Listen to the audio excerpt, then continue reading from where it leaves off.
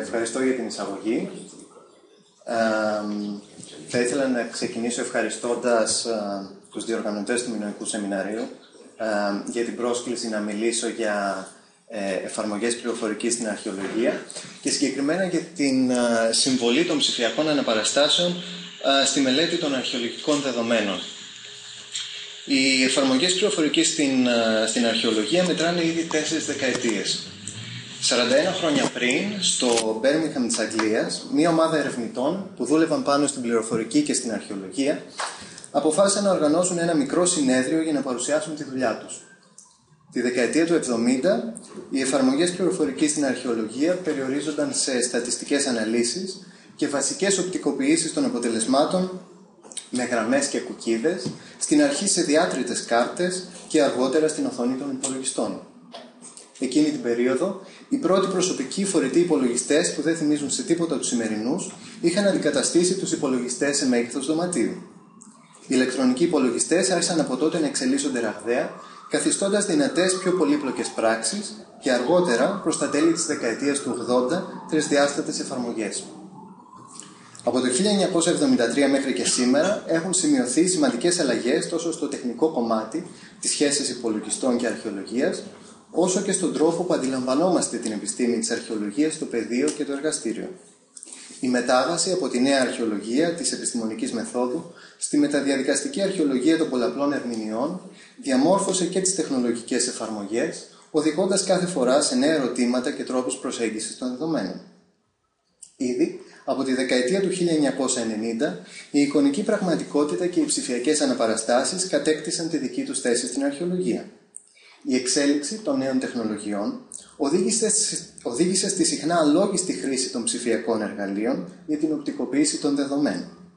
Οι περισσότερες μάλιστα εφαρμογές χρησιμοποιήθηκαν ως ένα μέσο παρουσίασης της αρχαιολογικής πληροφορίας και όχι ως ένα μέσο που θα βοηθούσε στην κατανόηση προβληματικών δεδομένων. Από τότε μέχρι και σήμερα έχουν παραχθεί εκατοντάδες τρισδιάστατες απεικονίσεις αρχαιολογικών θέσεων και αντικειμένων, οι οποίες συχνά αποτελούν αυτό σκοπό, με αποτέλεσμα η αρχαιολογική πληροφορία και τα αρχαιολογικά ερωτήματα να χάνονται πίσω από την εικόνα. Η συζήτηση γύρω από τις προβληματικές πτυχές της δημιουργίας τέτοιου είδους εικόνων επικεντρώνεται από τη μια στον τεχνολογικό φετιχισμό, με άλλα λόγια στην προσπάθεια επίδειξης εργαλείων και τεχνογνωσίας, και από την άλλη στη δύναμη της εικόνας, που συχνά παρουσιάζει μια και μόνο αλήθεια, δημιουργώντας λανθασμένες εντυπώσεις και βεβαιασμένες ερμηνείες. Είναι μάλιστα χαρακτηριστικό πως οι εικόνες αυτές συχνά στηρίζονται στην ψευδαίσθηση μιας ανασύνθεσης του παρελθόντος, όπως πραγματικά ήταν. Με τη βοήθεια των ραγδαίων τεχνολογικών εξελίξεων, οι ψηφιακές αναπαραστάσεις έχουν οδηγηθεί στο επόμενο βήμα, στην προσπάθεια δηλαδή ενσωμάτωσης αρχαιολογικών ερωτημάτων στη διαδικασία της οπτικοποίησης. Για τον λόγο αυτό, η αιμονή στη στήρα κριτική των ψηφιακών τρισδιάστατων εικόνων είναι πλέον εκτός χρόνου. Οι ψηφιακές αναπαραστάσεις θα πρέπει να λειτουργούν συμπληρωματικά με τις παραδοσιακές μεθόδους καταγραφής που χρησιμοποιούνται στην ανασκαφική πρακτική, καθώς μέσω της διαδικασίας κατασκευής τους μεταφέρουν την πληροφορία στην τρίτη διάσταση.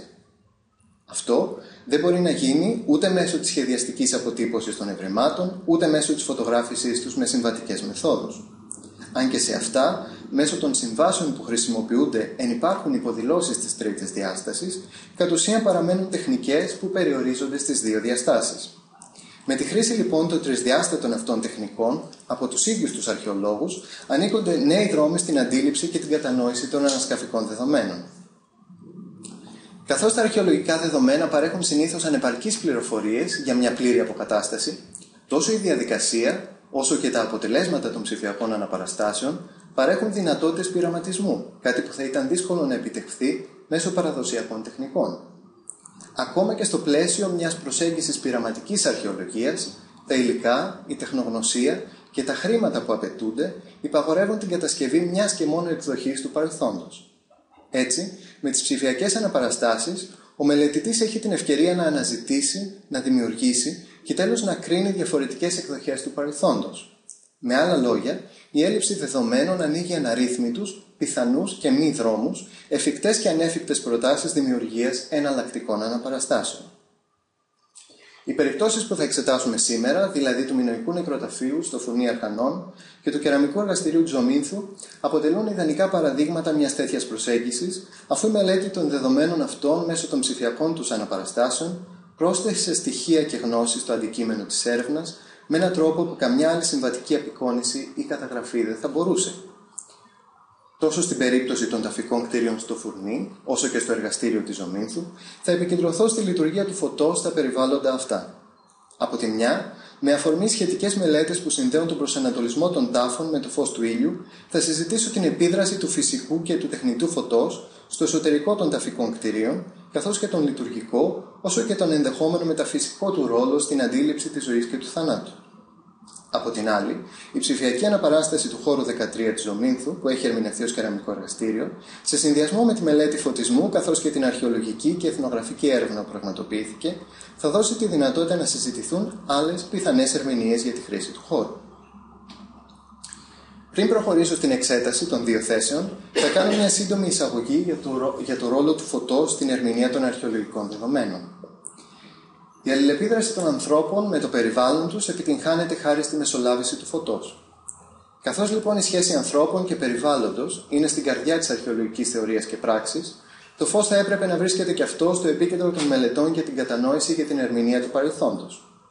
Το φως του ήλιου, το φως από έναν οικιακό λαμπτήρα ή ακόμα και το φως από τις ηλεκτρικές μας συσκευές φωτίζει το εσωτερικό των σύγχρονων σπιτιών και βοηθά στις καθημερινές μας δραστηριότητες.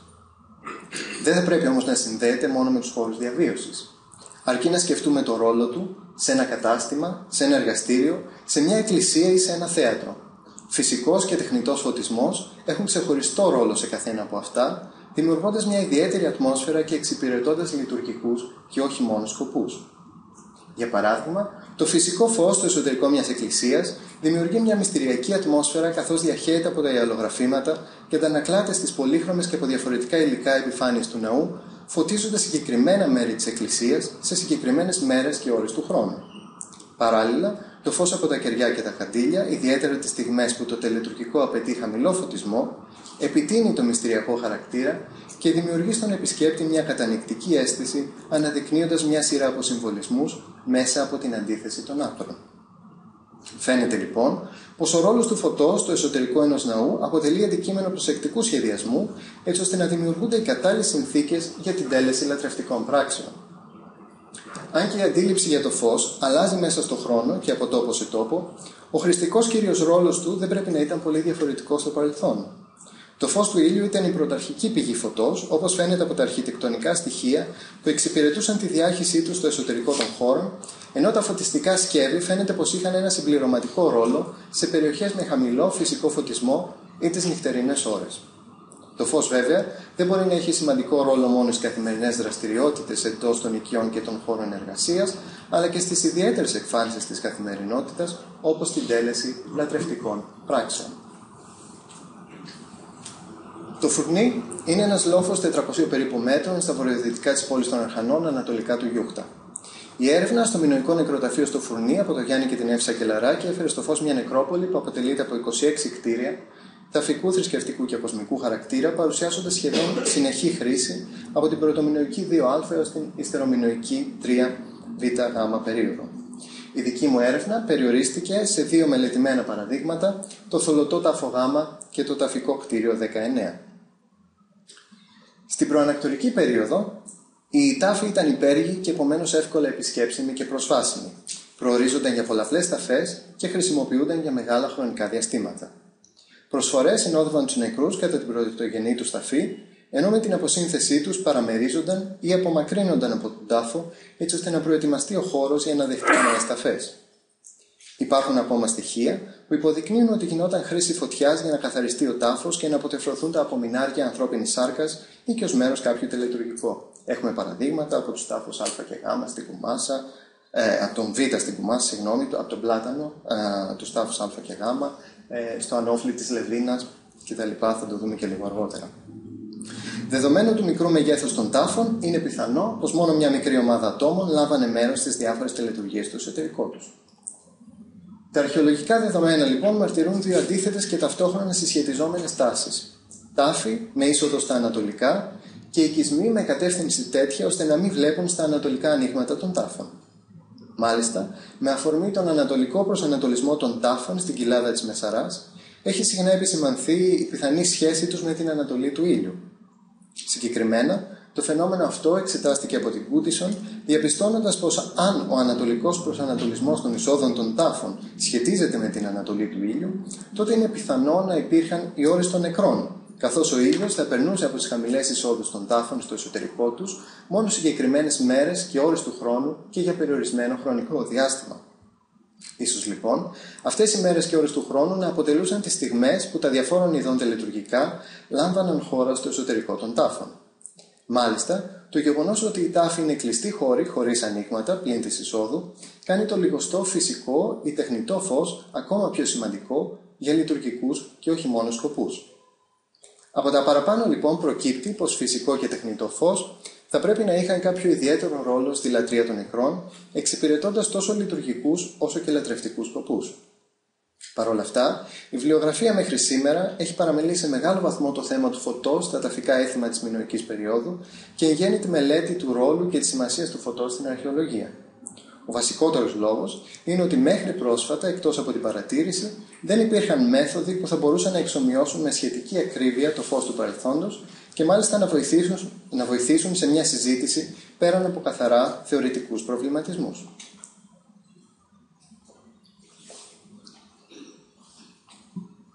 Ο θολωτός τάφος Γ κατασκευάστηκε στην πρωτομινωική 2α περίοδο και είναι ένας από τους καλύτερα σωζόμενους προανακτορικούς τάφους στην Κρήτη. Σώζεται σε ύψος 2 με 2 και 20 μέτρων και είναι κτισμένος από μικρούς και μεγάλους λίθους σε ακανόνιστους δακτυλίους. Στο ανώτερο σωζόμενο τμήμα φαίνεται ήδη να έχει ξεκινήσει η εκφορά για τη δημιουργία της στόλου. Επιπλέον, διατηρεί την είσοδό του που είναι προσανατολισμένη στα ανατολικά και ένα μικρό παράθυρο πάνω από το ανώφυλλο. Αφού μελετήθηκε διεξοδικά ο τρόπος κατασκευής των θολωτών τάφων, το πρώτο ερώτημα που έπρεπε να απαντηθεί ήταν σχετικά με το τελικό ύψος του. Για να δοθεί μια ικανοποιητική απάντηση και καθώς δεν υπάρχουν άλλα αρτιότερα σωζόμενα δείγματα, αντλήθηκαν πληροφορίες από τα κρητικά μητάτα που χρησιμοποιούνται από τους κτηνοτρόφους των ορεινών περιοχών σαν προσωρινή καταβλισμή για τη θερινή περίοδο μετανάστευσης των κοπαδιών σε μεγαλύτερα υψόμετρα. Όπως επανειλημμένα έχει σημειωθεί και από τους μελετητές της μινωικής ταφικής αρχιτεκτονικής, παρατηρήθηκε ότι στην πλειοψηφία τους παρουσιάζουν παρόμοια χαρακτηριστικά με τους κυκλικούς τάφους με εκφορική θόλο και έτσι αποτελούν πιθανό πρότυπο για την αποκατάσταση του υπομελέτη θολωτού τάφου. Ένα μητάτο με παρόμοιο μέγεθος φαίνεται να χρειάζεται περίπου 1 με 1,5 μέτρο για τη διαμόρφωση της στόλου και επομένως ένα τελικό ύψος 3,5 μέτρων με 7 επιπλέον στρώσεις από τις ήδη σωζόμενες είναι πιθανό. Τέλος, σύμφωνα με τα παράλληλα που εξετάστηκαν, για να σταθεί μια θολωτή οροφή πρέπει να υπάρχει επαρκής ποσότητα χώματος ή και λίθων στην εξωτερική περιφέρεια της στόλου, ώστε να αντισταθμίζονται οι πιέσεις που ασκούνται στους λίθους που είναι τοποθετημένοι με το εκφορικό σύστημα. Οι υποθετικές αναπαραστάσεις που δημιουργήθηκαν καλύπτουν όλα τα πιθανά ενδεχόμενα για την κατασκευή του θολωτού τάφου. Πιο συγκεκριμένα, δεν είναι βέβαιο αν η θύρα και το παράθυρο του τάφου σφραγίζονταν, ούτε ποια υλικά και σε ποιες ποσότητες χρησιμοποιήθηκαν ώστε να αντισταθμιστούν οι πιέσεις της οροφής. Επιπλέον, με βάση τη συζήτηση για την πιθανή στέγαση τέτοιων ταφικών κτηρίων με ελαφριές ξύλινες κατασκευές, δημιουργήθηκαν εναλλακτικές εκδοχές για την πιθανή επίπεδη στέγαση του τάφου πριν διαμορφωθεί σε θολωτό. Ο Χουτ, για παράδειγμα, μιλάει για κάλυψη οροφής με μια ελαφριά κατασκευή, μάλλον θολωτή από ξύλο και πλίνθους. Ο Μπράνιγκεν για μια ελαφριά ξύλινη κατασκευή που θα μπορούσε να αφαιρεθεί για τον καθαρισμό των τάφων και μάλιστα έχει υποστηριχθεί πως οι προεξέχοντες λίθοι τέτοιων κυκλικών κτισμάτων θα βοηθούσαν στην αναρρίχηση έτσι ώστε να αφαιρείται ευκολότερα η οροφή. Με βάση λοιπόν τα παραπάνω, κατασκευάστηκαν διαδοχικά μοντέλα που παρουσιάζουν τον τάφο με ξύλινη οροφή και επομένως εύκολα μετακινούμενη, είτε με άνοιγμα για να διευκολύνεται ο φωτισμός, ο εξαιρισμός, η μετακίνηση των ζώντων και η αναπόθεση των νεκρών, είτε χωρίς, και με οροφή βασισμένη σε παράλληλα από το πειραματικό χωριό στη Λέμπα της Κύπρου. Μια από τις διαφορές είναι πως η στέγη τύπου Λέμπας δεν είναι μετακινούμενη και επιπλέον, καθότι θα χρειαζόταν τουλάχιστον μια κάθετη δοκός για να στηρίξει μια τέτοια οροφή, θα έπρεπε να υπάρχει και ελεύθερος χώρος για την τοποθέτησή της, κάτι που φαίνεται απίθανο ιδιαίτερα για τη δεύτερη φάση του τάφου, όπου ο ενταφιασμός γινόταν σε λάρνακες. Η θολωτή και η πιο βέβαιη εκδοχή για την κατασκευή του τάφου αναπαραστάθηκε με ή χωρίς κεντρική πλάκα, αποδεικνύοντας πως ο τρόπος στέγασης επηρεάζει σε σημαντικό βαθμό τον εσωτερικό φωτισμό του τάφου, ιδιαίτερα στην περίπτωση που υπήρχε η δυνατότητα μετακίνησης ολόκληρης ή τμήματος της στέγης. Να σημειώσω στο σημείο αυτό πως παράλληλα με τις αρχιτεκτονικές εναλλακτικές αναπαραστάσεις, κατασκευάστηκαν και τοποθετήθηκαν σε αυτές τα αντικείμενα που βρέθηκαν κατά την ανασκαφή, λάρνα και σωστά ακτερίσματα. Επιπλέον, για να πραγματοποιηθεί η μελέτη φωτισμού, χρειάστηκε μια αποκατάσταση, έστω και σχηματική, ολόκληρου του νεκροταφείου. Αυτό είναι απαραίτητο γιατί όταν μιλάμε για φως, φυσικό ή τεχνητό, μας ενδιαφέρει τόσο το άμεσο φως, για παράδειγμα η ακτίνα ήλιου στο εσωτερικό του τάφου, όσο και το έμεσο, δηλαδή το φως που αντανακλάται και απορροφάται από άλλες επιφάνειες μέχρι να φτάσει στην επιφάνεια που μας ενδιαφέρει. Ο ήλιος, όπως είναι φυσικό, επηρεάζει με διαφορετικό τρόπο το εσωτερικό ενός κτηρίου σε διαφορετικές ώρες της ημέρας κατά τη διάρκεια του χρόνου. Η μελέτη φωτισμού πραγματοποιήθηκε βασιζόμενη σε εναλλακτικές αναπαραστάσεις, αξιολόγησε την επίδραση του φωτός στο εσωτερικό του θολωτού τάφου, τόσο για τις ημερομηνίες του παρόντος, όσο και για φθινοπορεινές και ερηνές ημερίες και τα χειμερινά και θερινά ηλιοστάσια του παρελθόντος. Τα αποτελέσματα της μελέτης φωτισμού παρουσιάζονται με μια διαβαθμισμένη έγχρωμη λεζάντα που απεικονίζει πόσα λουξ, πόσες δηλαδή μονάδες φωτός δέχεται ένας χώρος σε μια συγκεκριμένη στιγμή. Μπορούμε να κλείσουμε αυτό το φως. Για να υπάρχει ένα σημείο αναφοράς, να σας πω πως ένας κοινός οικιακός λαμπτήρας 100 W εκπέμπει περίπου 170 λουξ, ενώ επαρκής φωτισμός για μια σχολική αίθουσα ή ένα γραφείο θεωρούνται τα 400 με 500 λουξ. Για παράδειγμα, μια μεσημβρινή ώρα του Ιουλίου, οι τιμές που παρατηρούνται είναι συνήθως μικρότερες από 50 λουξ, ενώ στην είσοδο συγκεντρώνεται φως με ένταση έως και 200 λουξ που μειώνεται προοδευτικά καθώς πλησιάζει τη δυτική μεριά του τάφου. Από την άλλη, οι τιμές που παρατηρούνται τους φθινοπορεινούς μήνες, για παράδειγμα τον Οκτώβριο, είναι ακόμα χαμηλότερες. Παρόμοιες παρατηρήσεις έγιναν και για όλες τις εναλλακτικές αναπαραστάσεις που δημιουργήθηκαν. Αν για παράδειγμα ο τάφος δεν είχε κεντρική πλάκα ή εφαιρούνταν κατά τη διάρκεια των ταφικών πρακτικών, φαίνεται πως το εσωτερικό είχε πλέον επαρκή φωτισμό και έτσι δεν θα χρειαζόταν κάποιο επιπλέον φωτιστικό μέσο. Επιπλέον, υπάρχουν συγκεκριμένοι μήνες και ώρες του χρόνου που λόγω της θέσης του ήλιου το φως εισέρχεται κατευθείαν στο εσωτερικό του τάφου. Πρόκειται άραγε για τις ώρες των νεκρών, όπως αποκαλεί το φαινόμενο η Γκούντισον, ή απλά για ώρες που οι ταφικές πρακτικές λάμβαναν χώρα για χρηστικούς κυρίως λόγους, καθώς ο επαρκής φωτισμός θα διευκόλυνε τις τελετουργίες ή την προετοιμασία του χώρου για επερχόμενες ταφές. Και εδώ είναι το αντίστοιχο φαινόμενο στο προηγούμενο ταφικό στρώμα. Η ποσότητα του φωτός που φτάνει στο εσωτερικό του τάφου τους περισσότερους μήνες, ημέρες και ώρες του χρόνου υπαγορεύει τη χρήση επιπρόσθετου φωτισμού. Γι' αυτό το λόγο πραγματοποιήθηκαν πειραματισμοί με διαφορετικό είδος και αριθμό φωτιστικών μέσων, αλλά και με διαφορετικές φωτιστικές ύλες. Με σκοπό να εξεταστεί αν το διαφορετικό χρώμα που εκπέμπει κάθε φωτιστική ύλη δημιουργεί μια διαφορετική αντίληψη στο χώρο. Στην πραγματικότητα, οι μικρές χρωματικές διαφορές που παρουσιάζει κάθε φωτιστική ύλη δεν φαίνεται να επιδρούν σημαντικά στο εσωτερικό του κτηρίου και πολύ πιθανό να μην ήταν αντιληπτές από το ανθρώπινο μάτι.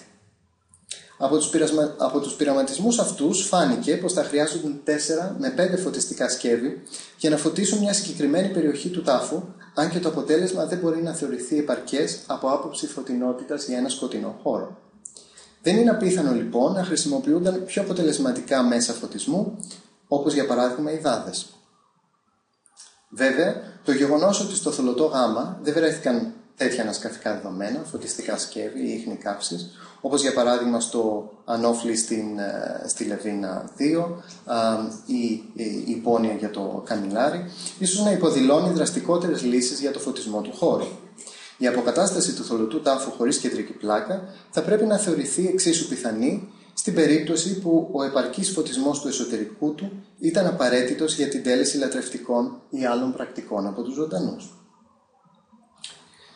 Στη συνέχεια θα σας παρουσιάσω το ταφικό κτίριο 19 για να συζητήσουμε μια λίγο διαφορετική προσέγγιση των αρχαιολογικών δεδομένων μέσω των ψηφιακών αναπαραστάσεων. Το ταφικό κτίριο 19 είναι ένα πολύ μικρό οικοδόμημα 4 περίπου τετραγωνικών μέτρων με δυτικό προσανατολισμό που χρονολογείται στην πρωτομινωική 3 μεσομινωική 2 περίοδο. Στις δύο του φάσεις βρέθηκαν περίπου 200 κρανία και περισσότερα από 200 ακεραία αγκία. Πρόκειται για ένα ιδιαίτερα προβληματικό κτίριο με μια μάλλον προβληματική ερμηνεία, τόσο όσον αφορά στην αρχιτεκτονική του όσο και στη χρήση του.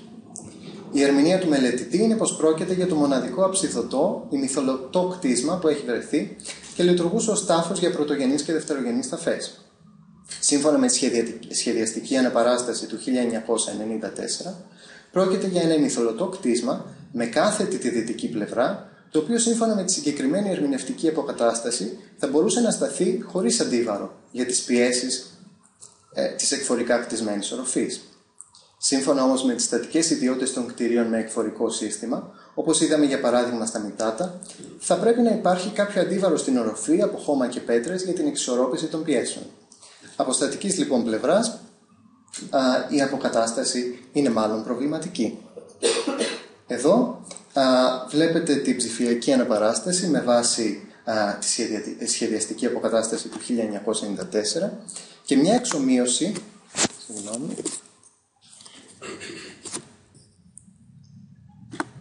Και μια εξομοίωση που δείχνει πως ο συγκεκριμένος τρόπος στέγασης είναι αδύνατος, καθώς λίθοι τοποθετημένοι με το εκφορικό σύστημα μπορούν να σταθούν μόνο αν υπάρχει κάποιο αντίβαρο. Επομένως, αν δεχτούμε τον μυθολωτό χαρακτήρα του 19, τότε πρέπει να καταφύγουμε σε έναν άλλο τρόπο κατασκευής του κτηρίου, όπως για παράδειγμα στα ισπανικά μπαράκας. Σύμφωνα με αυτά, το κτίριο θα ήταν εξωτερικά τετράπλευρο, εσωτερικά ημιθολωτό και το κενό θα γέμιζε με ποσότητα χώματος και λίθων για την αντιστάθμιση των πιέσεων. Όπως έγινε στην περίπτωση του θολωτού Γ, κατασκευάστηκαν εναλλακτικές αναπαραστάσεις τόσο με βάση την παλαιά πρόταση αποκατάστασης όσο και με τις δικές μου υποθέσεις. Επιπλέον, κατασκευάστηκαν ψηφιακά τα αντικείμενα που βρέθηκαν, τα οποία και τοποθετήθηκαν με βάση τα ανασκαφικά ημερολόγια και τις λεπτομερείς περιγραφές των πρακτικών.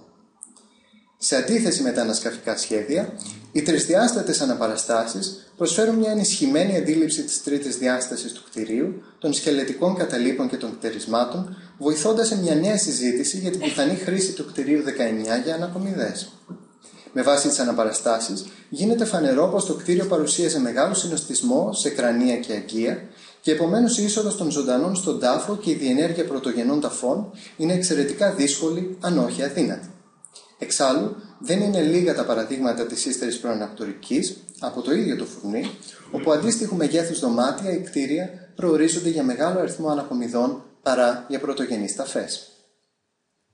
Επιπλέον, πραγματοποιήθηκε μελέτη φωτισμού που έδειξε πως το κτίριο 19, κυρίως λόγω του μεγάλου του ανοίγματος, δεχόταν ικανοποιητική ποσότητα φωτός καθ' όλη τη διάρκεια της ημέρας, με τις ακτίνες του ήλιου να επηρεάζουν άμεσα το εσωτερικό του τις απογευματινές ώρες. Άραγε, η συμβολή του φωτός στο εσωτερικό του ταφικού κτηρίου 19, σε συνδυασμό με την ιδιότυπη αρχιτεκτονική του και το άνοιγμα στα δυτικά, μπορεί να συσχετιστεί και με μια διαφορετική χρήση του χώρου σε σχέση με το θολωτό τάφο Γ. Μπορεί άραγε να συνδεθεί η σημαντική ποσότητα φωτός που εισερχόταν καθημερινά στο εσωτερικό του 19 με τη χρήση του κτηρίου για ανακομιδές παρά για πρωτογενείς ταφές. Η μελέτη φωτισμού των δύο ταφικών κτηρίων δεν μπορεί να δώσει οριστικές απαντήσεις σε αυτό το ερώτημα. Μπορεί όμως να επαναφέρει στο προσκήνιο τη συζήτηση για το ρόλο του φωτός, φυσικού και τεχνητού, στις ταφικές πρακτικές και την νεκρική λατρεία και να οδηγήσει σε υποθέσεις εργασίας. Τι σήμαινε η συμβολή του ανατέλλοντος ήλιου στο θολωτό τάφο Γ και του δίοντος ήλιου στο ταφικό κτίριο 19? Επρόκειτο άραγε για τις ώρες όπου οι ζωντανοί τιμούσαν τους προγόνους τους με τελετές εντός και εκτός των ταφικών κτιρίων, ή για τις ώρες όπου οι νεκροί γίνονταν κομμάτι του άειλου κόσμου?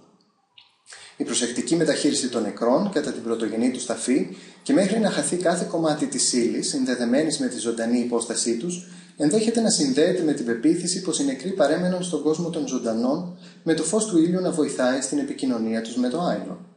Από την άλλη, το φως του δυτικού ήλιου και το επακόλουθο σκοτάδι σε ένα οστεοφυλάκιο μπορεί να υποδήλωνε πως με την πλήρη αποσύνθεση της σάρκας, οι νεκροί κάθε οικογένειας μετέβαιναν από τη φάση του πρόσφατου θανάτου στη συλλογικότερη σφαίρα των προγόνων. Η έρευνα αυτή επιβεβαίωσε πως οι θολωτοί τάφοι είναι κατά τέτοιο τρόπο σχεδιασμένοι ώστε να δέχονται το φυσικό φως στο εσωτερικό τους συγκεκριμένες μέρες και ώρες του χρόνου, χωρίς να γνωρίζουμε αν αυτό δρούσε προτρεπτικά ή αποτρεπτικά ως προς την είσοδο των ζωντανών. Σίγουρα πάντως, το ελάχιστο φυσικό φως κατά το μεγαλύτερο μέρος του χρόνου υποδηλώνει πως όταν οι ζωντανοί εισέρχονταν θα έπρεπε είτε να κάνουν χρήση τεχνητού φωτισμού είτε να αφαιρούν την κεντρική πλάκα της στέγης για να εισέλθει το φως του ήλιου.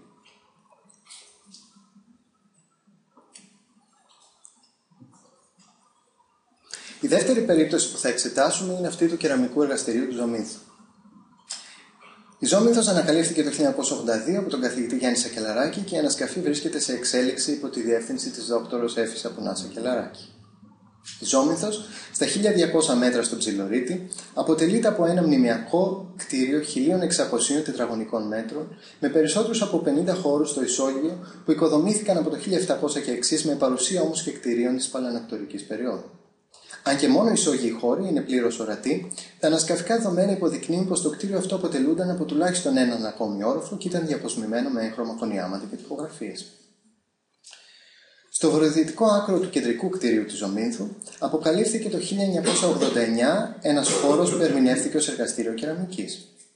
Ο χώρος αυτός, που καταλαμβάνει έκταση 15 περίπου τετραγωνικών, έδωσε περισσότερα από 250 αγγεία καθημερινής χρήσης, μερικά χάλκινα και λίθινα εργαλεία, έναν κεραμικό τροχό, καθώς και μια ημιυπόγεια κτιστή δεξαμενή σε επαφή με τον νότιο τοίχο του δωματίου. Εξωτερικά του κεραμικού εργαστηρίου, στο βορειοδυτικό τμήμα του, εντοπίστηκε ελλειψοειδής κατασκευή που φαίνεται να ανήκει σε κεραμικό κλίβανο. Τα κεραμικά αντικείμενα ήταν τοποθετημένα σε δύο λίθινα θρανία κατά μήκος του βόρειου και του νότιου τοίχου. Πολλά από αυτά βρέθηκαν κατά χώραν. Κάποια από αυτά πρέπει να ήταν τοποθετημένα και σε ξύλινα ράφια κατά μήκος των τοίχων, όπως υποδεικνύεται από τη μεγάλη ποσότητα πανθρακωμένων ξύλων και τη στρωματογραφική ακολουθία. Υπάρχουν αρκετά παραδείγματα χώρων στη Μινωική Κρήτη που έχουν ερμηνευθεί ως εργαστήρια κεραμικής. Καθότι όμως οι χώροι αυτοί δεν διαφοροποιούνται αρχιτεκτονικά, οι ερμηνείες συνήθως στηρίζονται στα ευρήματα που συνδέονται με κάποιο στάδιο παραγωγής των κεραμικών αντικειμένων. Το δωμάτιο 13 πράγματι έδωσε όλα εκείνα τα χαρακτηριστικά που θα μπορούσαν με ασφάλεια να ταυτίσουν το χώρο αυτό με ένα εργαστήριο, με ένα χώρο δηλαδή στον οποίο γινόταν η κατασκευή κεραμικών αντικειμένων. Παρ' όλα αυτά, υπάρχουν δύο ιδιαίτερα χαρακτηριστικά που χρήζουν περαιτέρω διερεύνησης. Πρώτον, αν και οι τοίχοι σώζονται σε σημαντικό ύψος, ο βόρειος τοίχος στα 2 και 10 και ο δυτικός στα 1 και 40, δεν εντοπίστηκαν παράθυρα ή άλλα ανοίγματα, όπως στην περίπτωση των χώρων 14 και 15 νότια από το κεραμικό εργαστήριο. Στο 14 το παράθυρο ξεκινάει στα 1 και 10 και στο 15 στα 1 και 20 μέτρα. Και επίσης έχουμε παραδείγματα παραθύρων στην βόρεια πρόσωψη του κεντρικού κτηρίου στα δωμάτια 8 και 9. Δεύτερον, η χτιστή δεξαμενή αποτελεί ένα ασυνήθιστο έβριμα για εσωτερικό χώρο. Αν και η απουσία παραθύρων είχε σημειωθεί ήδη από την ανασκαφή του χώρου αυτού, θεωρήθηκε πως επρόκειτο για μια συνειδητή έλλειψη, καθότι ο πυλός είναι ιδιαίτερα ευπαθής όταν δεν υπάρχει ένα σταθερό περιβάλλον παραγωγής. Επιπλέον, η ύπαρξη δύο μεγάλων παραθύρων στα γειτονικά δωμάτια 14 και 15 οδήγησε στην υπόθεση πως το εργαστήριο λάμβανε ικανοποιητική ποσότητα φωτός και αέρα, τόσο για τη διευκόλυνση της εργασίας του κεραμαία, όσο και για να μην καταστρέφεται ο πυλός. Η θέση αυτή είχε μάλιστα υιοθετηθεί και από έναν κεραμαία από το Θραψανό, ο οποίος υποστήριξε ότι δεν υπάρχουν ανοίγματα για να μην ξεραίνεται ο πυλός. Παρ' όλα αυτά, οι επισκέψεις μας σε κεραμικά εργαστήρια του νησιού αλλά και της κεντρικής Ελλάδας έδειξαν πως όλα τα εργαστήρια, ακόμη και αυτά που ήταν εγκατελειμμένα και λειτουργούσαν με τις παραδοσιακές τεχνικές στα μέσα του 20ου αιώνα, διατηρούσαν μεγάλα ανοίγματα. Όλα είχαν τουλάχιστον ένα μεγάλο παράθυρο και ένα μικρότερο, καθώς και την πόρτα, που σύμφωνα με τις μαρτυρίες έμενε ανοιχτή κατά τη διάρκεια της παραγωγής για να υπάρχει περισσότερο φως για τον κεραμαία. Μάλιστα, σύμφωνα με τις μαρτυρίες κεραμαίων από τις Μαργαρίτες, πολλοί αγκιοπλάστες στη δεκαετία του 60 πέθαναν από πνευμονία εξαιτίας του ρεύματος αέρα που δημιουργούνταν από τα παράθυρα και την ανοιχτή πόρτα. Καθότι μια φυσική ανακατασκευή του χώρου δεν θα ήταν δυνατή για να εξεταστεί το θέμα του φωτισμού, αποφασίστηκε η πραγματοποίηση ψηφιακής αναπαράστασης και μελέτης φωτισμού με απότερο στόχο τη διακρύβωση του τρόπου με τον οποίο το φως αλληλεπιδρά με το χώρο, τόσο στην περίπτωση που δεν έφερε παράθυρα, όσο και μέσω εναλλακτικών αναπαραστάσεων με ανοίγματα σε άλλα σημεία του χώρου που πιθανώς να διευκόλυναν τη διείσδυση του φωτός στο εσωτερικό. Όσον αφορά στη χτιστή δεξαμενή που εντοπίστηκε, υπάρχει ένα παράλληλο από τη μινωική Αγρικία στο ζου της Ιττίας, σε χώρο που φαίνεται να σχετίζεται με την παραγωγή κεραμικής και φαίνεται να είναι πιο κοντά στα χαρακτηριστικά της δεξαμενής της Ζωμήνθου. Προς το παρόν, βέβαια, νομίζω πως εκτός από τα πρακτικά της ανασκαφής δεν υπάρχουν δημοσιευμένα στοιχεία που να δηλώνουν με βεβαιότητα την χρήση της δεξαμενής. Υπάρχουν και άλλα παραδείγματα, η στρωμινοκήτρια στις Γούβες, αλλά όλα βρίσκονται σε εξωτερικό χώρο. Στα παραδοσιακά εργαστήρια που επισκεφθήκαμε, εντοπίσαμε χτιστές δεξαμενές, αγκία, ακόμα και λεξευμένους βράχους που χρησιμοποιούνται για τη διήθηση του πυλού. Καμιά από τις κατασκευές αυτές δεν βρίσκονται σε εσωτερικό χώρο. Το γεγονός ότι στο πυθμένα της δεξαμενής της Ζωμήνθου εντοπίστηκε λεπτό κοκοχώμα, το οποίο χρησιμοποίησε κεραμές από τις Μαργαρίτες για να πλάσει αγκία, αν και όπως αργότερα μας είπε, χρειάστηκε κάποια επεξεργασία για να μπορέσει να το χρησιμοποιήσει, οδήγησε στο συμπέρασμα πως επρόκειτο για μια κατασκευή που χρησιμοποιούνταν για τη διήθηση του πυλού. Ο πυλός συλλέγεται από φυσικές πηγές, συχνά και από λίμνες, ηριάκια και πρέπει να περάσει από αρκετά στάδια ώστε να γίνει κατάλληλος να χρησιμοποιηθεί στην αγιοπλαστική. Η πλαστικότητα του πυλού είναι μια από τις βασικές του ιδιότητες και γι' αυτό το χώμα πρέπει να αποσκηνιστεί και έπειτα να τοποθετηθεί σε μια δεξαμενή με νερό, στην οποία θα γίνει ο καθαρισμός του, αφού όποια απορρίμματα υπάρχουν θα επιπλέψουν και συνέχεια θα αφαιρεθούν. Επιπλέον, το χώμα θα αποκτήσει πλαστικότητα, αφού θα παραμείνει αρκετές μέρες έτσι ώστε το νερό να εξατμιστεί με τη βοήθεια του ήλιου και του αέρα, για να μείνει έπειτα ο έτοιμος πλαστικός πυλός κατάλληλος για την παραγωγή αντικειμένου. Το παραπάνω βέβαια σημαίνει πως μια τέτοια δεξαμενή δεν θα μπορούσε να βρίσκεται σε εσωτερικό χώρο, κάτι που επιβεβαιώθηκε και στα εθνογραφικά παράλληλα που εξετάστηκαν στο πλαίσιο της έρευνας. Η κατασκευή πολλαπλών εναλλακτικών ψηφιακών αναπαραστάσεων παρέχει τη δυνατότητα μιας αξιόπιστης μελέτης φωτισμού, έτσι ώστε να εξεταστεί η επίπτωση που θα είχε στο εσωτερικό του χώρου η απουσία παραθύρων ή άλλων ανοιγμάτων. Αρχικά, ένα παράθυρο κατασκευάστηκε στο δυτικό τοίχο, παρόμοιο με αυτά στο δυτικό τοίχο των γειτονικών δωματίων 14 και 15, για να εξεταστεί η πιθανότητα ύπαρξης παραθύρου πάνω από τα 1 και 40 μέτρα που σώζεται ο δυτικός τοίχος. Μια άλλη πιθανότητα είναι η ύπαρξη παραθύρου στο βόρειο τοίχο, παρόμοια με αυτά στα δωμάτια 8 και 9 στην πρόσωψη του κεντρικού κτηρίου. Παρ' όλα αυτά, το γεγονός ότι ο βόρειος τοίχος σώζεται σε ύψους περίπου 2,5 μέτρων, καθιστά πιθανή την ύπαρξη μόνο ενός ή δύο φωταγωγών, ενδεχομένως μακρόστενων στις ανώτερες τρώσεις. Επιπλέον, εναλλακτικές αναπαραστάσεις κατασκευάστηκαν για ένα πιθανό άνοιγμα στον ανατολικό τοίχο, ακόμα και στο μεσότοίχο των δωματίων 13 και 14, καθώς και χωρίς ανοίγματα για τη διερεύνηση της αρχικής υπόθεσης. Τέλος, αναπαραστάσεις δημιουργήθηκαν συνδυάζοντας τα πιο πάνω χαρακτηριστικά. Για παράδειγμα, ένα άνοιγμα σε κάθε τοίχο, καθώς και με το μεσότοιχο των χώρων 13 και 14 να λειτουργεί ως ενός είδους διαχωριστικού θρανίου, μη φτάνοντας στην οροφή.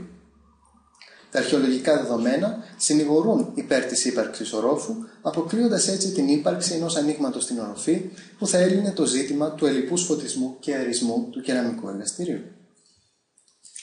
Η λεπτομερής τεκμηρίωση της ανασκαφής του 1989 βοήθησε στην ορθή εκτίμηση του αριθμού και της θέσης των μικρών ευρημάτων, καθώς και της μορφής των αρχιτεκτονικών καταλήπων. Η στρωματογραφική ακολουθία, η μεγάλη ποσότητα πανθρακωμένων ξύλων, καθώς και ο αριθμός των αγκίων που εντοπίστηκαν, οδηγούν με σχετική ασφάλεια στην υπόθεση πως κατά μήκος των τοίχων υπήρχαν ξύλινα ράφια στα οποία ήταν τοποθετημένα κεραμικά αντικείμενα. Μέσα από τις πολυάριθμες εναλλακτικές αναπαραστάσεις που δημιουργήθηκαν, η μελέτη φωτισμού έδωσε τη δυνατότητα να εξεταστεί η συμβολή του άμεσου και έμεσου ηλιακού φωτός στο εσωτερικό του χώρου 13. Η αρχική υπόθεση ότι η ικανή ποσότητα φωτός εισέρχεται από τα παράθυρα των δωματίων 14 και 15 δεν αποδείχθηκε μέσα από τη μελέτη αυτή. Πιο συγκεκριμένα, η ψηφιακή ανάλυση έδειξε πως η ποσότητα φωτός που εισέρχεται στο εσωτερικό τους μήνες της Άνοιξης και του καλοκαιριού δεν ξεπερνούν τα 40 με 50 λουξ. Το φως που μπαίνει στο εσωτερικό από τα παράθυρα των δωματίων 14 και 15 και το άνοιγμα στο τέλος του διαδρόμου 16 μειώνεται προοδευτικά και μόνο ένα ελάχιστο μέρος του φτάνει τελικά στο χώρο του εργαστηρίου. Και εδώ βλέπετε για 20 Δεκέμβριο, 9 η ώρα το πρωί, 3 η ώρα το μεσημέρι ο ήλιος πάει προς τα δυτικά, επομένως μεγαλύτερη ποσότητα φωτός μπαίνει από τα παράθυρα 14 και 15, ενώ το Μάρτιο πάλι λόγω της κλίσης του ήλιου έχουμε μια μεγαλύτερη ποσότητα φωτός, αλλά μόνο μικρή ποσότητα από αυτή φτάνει τελικά στο κεραμικό εργαστήριο. Οι εναλλακτικές αναπαραστάσεις με τα παράθυρα στον ανατολικό, στο βόρειο και το δυτικό τοίχο έδωσαν τιμές πολύ χαμηλότερες από αυτές που θεωρούνται ιδανικές για περιβάλλοντα εκτέλεσης εργασιών. Για παράδειγμα, το παράθυρο στο δυτικό τοίχο έδωσε τιμές που φτάνουν τα 100 λουξ με μέσο όρο τα 70. Από τα παραπάνω αποτελέσματα, φαίνεται πως τα 3 αυτά ανοίγματα δεν μπορούν να θεωρηθούν ικανά για να δώσουν λύση στο ζήτημα του ελλειπούς φωτισμού του εσωτερικού. Επιπλέον, η γεωμαγνητική διασκόπηση που πραγματοποιήθηκε το 2007 έδειξε πως ανατολικά και δυτικά του δωματίου 13 υπάρχουν 2 άλλα κτίσματα τα οποία και βεβαιώθηκαν ανασκαφικά. Αν τα 2 αυτά δωμάτια είναι σύγχρονα με το χώρο 13, η ύπαρξη παραθύρων τόσο στην ανατολική όσο και στη δυτική πλευρά θεωρείται αμφίβολη.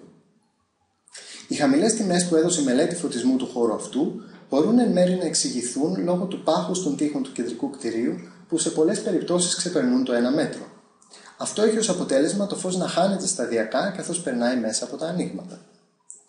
Η ανάλυση των υπόλοιπων ψηφιακών προσομοιώσεων με 2 φωταγωγούς στο βόρειο τοίχο ή με ένα μικρό άνοιγμα σε κάθε τοίχο έδωσαν υψηλότερες τιμές, όχι όμως τέτοιες που θα έλυναν το ζήτημα του ελλειπούς φωτισμού. Αν και σίγουρα το φως σε αυτές τις 2 περιπτώσεις θα μπορούσε να θεωρηθεί ικανοποιητικό για έναν σκοτεινό εσωτερικό χώρο, ίσως για ένα διάδρομο, δεν είναι αρκετό για την κατασκευή κεραμικών αντικειμένων. Επιπλέον, το άνοιγμα στο μεσότυχο των χώρων 13 και 14 ή η ύπαρξη ενός τρανίου διαχωριστικού στη θέση του μεσότυχου δεν μπορούν να επιβεβαιωθούν αρχιτεκτονικά, καθότι η βαριά αναδομή του κτηρίου σίγουρα θα χρειαζόταν έναν ισχυρό ισόγειο χώρο.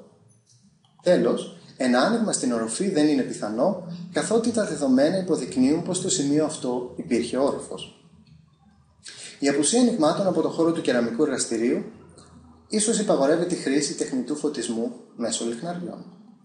Αν και η υπόθεση αυτή θεωρήθηκε εξ αρχής αδύνατη από τους κεραμείς που συμβουλευτήκαμε, καθότι με αυτόν τον τρόπο θα δημιουργούνταν σκιές που κατ' ουσία θα δυσκόλευαν το πλάσιμο, αποφασίσαμε να πειραματιστούμε με διαφορετικό αριθμό και είδος φωτιστικών μέσων, αλλά και με διαφορετικές φωτιστικές ύλες. Με βάση τα παραπάνω, δημιουργήθηκαν αρκετές προσομοιώσεις τεχνητού φωτισμού στον χώρο του εργαστηρίου, που επιβεβαίωσαν τα επιχειρήματα των κεραμαίων και ανέτρεψαν τη δική μας υπόθεση. Αν και η μελέτη φωτισμού με βεβαιότητα καταδεικνύει πως ο χώρος αυτός φωτιζόταν ελάχιστα από το φως των γειτονικών παραθύρων και επομένως θα ήταν δύσκολο να χρησιμοποιηθεί ως χώρος κατασκευής κεραμικών, υπάρχουν και κάποια δευτερεύοντα αρχαιολογικά και εθνογραφικά στοιχεία που ενδεχομένως να οδηγούν στο ίδιο συμπέρασμα. Βόρεια του δωματίου 13 και σε επαφή με τη βορειοδυτική του γωνία, είχε βρεθεί σε παλαιότερη ανασκαφική περίοδο τμήμα μιας ελλειψοειδούς κατασκευής που κατά πάσα πιθανότητα επρόκειτο για κλίβανο. Σε συνδυασμό με την έβρεση περισσότερων από 100 αγγείων στην περιοχή αυτή και κυρίως κοντά στο βόρειο τοίχο, αποτελεί πιθανώς ένδειξη πως η κατασκευή κεραμικών γινόταν στον εξωτερικό χώρο, ίσως σε κάποια πρόχειρη καλύβα κατά τα πρότυπα των παραδοσιακών κεραμείων της Κρήτης. Σύμφωνα με τις μαρτυρίες τους, στα πιο παραδοσιακά κεραμοποιεία, το πλάσιμο γινόταν στην ύπαιθρο και το εσωτερικό χρησιμοποιούνταν για τη φύλαξη και συχνά για το ασφαλές στέγνομα των αντικειμένων. Ένας από τους κεραμείς που μας βοήθησε στην εθνογραφική μας έρευνα περιέγραψε την εμπειρία του λίγα χρόνια πριν όταν προσκλήθηκε στη γιορτή των Ιακυνθίων για να πλάσει επιτόπου αγγεία. Τα Ιακύνθια ο Άγιος Ιάκυνθος που γίνονται τα Ιακύνθια βρίσκονται στο ίδιο υψόμετρο με την Ζώμεθη, 1200 περίπου μέτρα. Τα αγγεία λοιπόν που έφτιαξε αφέθηκαν στην ύπαιθρο να στεγνώσουν, όμως την άλλη μέρα όλα είχαν θρηματιστεί εξαιτίας της μεγάλης διαφοράς θερμοκρασίας που παρατηρείται στην περιοχή τη μέρα και τη νύχτα. Το παραπάνω φαίνεται να υποδεικνύει πως χρειαζόταν ένας εσωτερικός χώρος για να στεγνώσουν τα αγγεία με ασφάλεια. Ο λεπτόκοπος πυλός που εντοπίστηκε στον πυθμένα της δεξαμενής δεν είναι απαραίτητα διεθισμένος πυλός.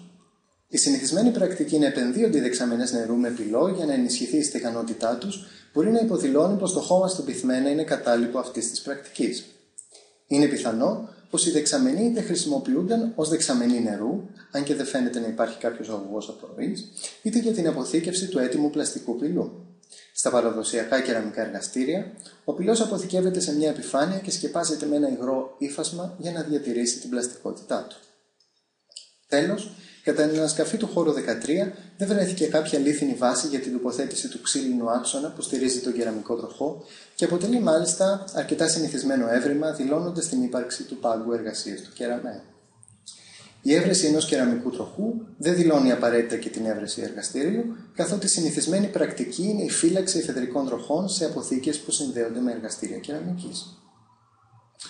Η παρούσα μελέτη αποτελεί ένα καλό παράδειγμα της χρήσης των ψηφιακών εργαλείων από τους αρχαιολόγους σε συνδυασμό με μια τεκμηριωμένη αρχαιολογική και εθνογραφική έρευνα, οδηγώντας την ερμηνεία των αρχαιολογικών δεδομένων ένα βήμα παραπέρα.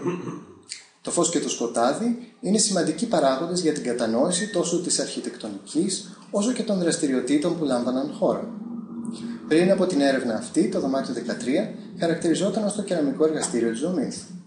Η μελέτη φωτισμού έδειξε πως η συμβολή του φωτός στο εσωτερικό δεν ήταν τέτοια ώστε να μπορέσουμε να θεωρήσουμε το χώρο αυτό εργαστηριακό. Κυρίως η ανάλυση του φωτισμού, αλλά και άλλοι παράγοντες στενά συνδεδεμένοι με την αρχιτεκτονική του κτηρίου, τα αρχαιολογικά δεδομένα καθώς και τα εθνογραφικά παράλληλα, οδηγούν στο συμπέρασμα πως το λεγόμενο κεραμικό εργαστήριο χρησιμοποιούνταν για μια σειρά από δραστηριότητες, όπως το στέγνομα και η αποθήκευση των κεραμικών αντικειμένων που κατασκευάζονταν σε κάποιο γειτονικό χώρο του κεντρικού κτηρίου της Ζωμήθου. Η αποθήκευση και η κατανάλωση της τροφής, η διακόσμηση των αγγείων και η αποθήκευση του πυλού είναι πιθανές.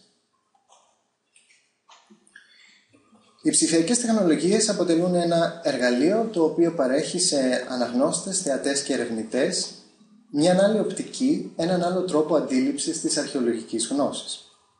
Παραδοσιακές μέθοδοι που χρησιμοποιούνται εκτενώς στην έρευνα πεδίου, όπως το σχέδιο και η φωτογραφία, δεν προκρίνουν μια διαφορετική κατανόηση του χώρου, καθώς μετατρέπουν τις τρισδιάστατες πληροφορίες σε δυσδιάστατα δεδομένα. Οι ψηφιακές αναπαραστάσεις αποτελούν ένα σύνθετο εργαλείο, το οποίο, αν χρησιμοποιηθεί σωστά, παρέχει τόσο στο κοινό όσο και στους ίδιους ερευνητές έναν άλλο τρόπο αντίληψης της αρχαιολογικής πληροφορίας. Εξετάζοντας κριτικά τις όποιες αντιφάσεις και ασάφειες των αρχαιολογικών μαρτυριών, προσπαθώντας να περιοριστούν οι λανθασμένες ή προβληματικές ερμηνείες και οριοθετώντας τις υποθέσεις που κάθε φορά είναι απαραίτητες, οι τεχνολογικές εξελίξεις και τα νέα ψηφιακά εργαλεία οδηγούν σε νέα μονοπάτια την αρχαιολογική έρευνα. Αν και το παρελθόν δεν μπορεί πλήρως να ανασυσταθεί, θεωρώ πως η συνετή χρήση των εργαλείων αυτών ως μέσα εξέλιξης της έρευνας και όχι ως αυτός σκοπός μπορούν να προσφέρουν νέα δεδομένα, υποθέσεις και ερμηνείες, απαντώντας σε σύνθετα ερευνητικά προβλήματα και βοηθώντας μας να προσεγγίσουμε το παρελθόν με μια νέα ματιά. Ευχαριστώ.